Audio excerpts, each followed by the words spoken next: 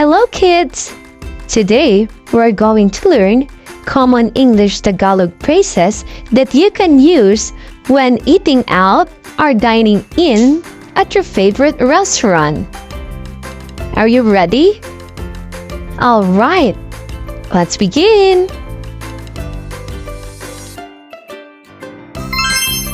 What do you like to eat? Ano ang gusto mong kainin? May I have a menu? Pwede ko bang mahiram ang menu? May I order some food? Pwede ba akong umorder ng pagkain?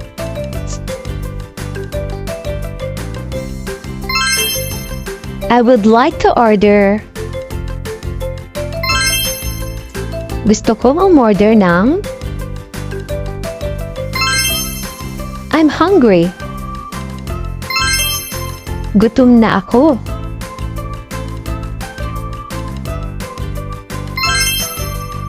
I'm full. Busog na ako. I've already reserved a table. Nakapag-reserba na ako ng lamesa.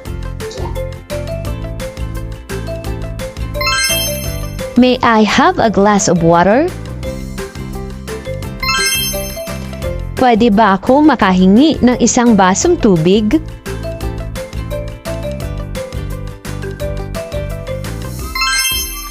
May I have a knife? Pwede ba akong humingi ng kutsilyo?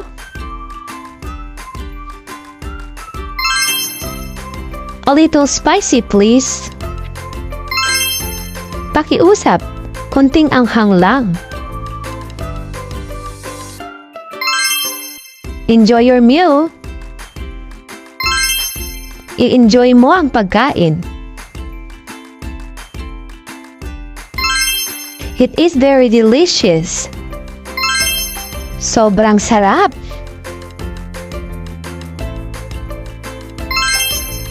Does the food contain nuts?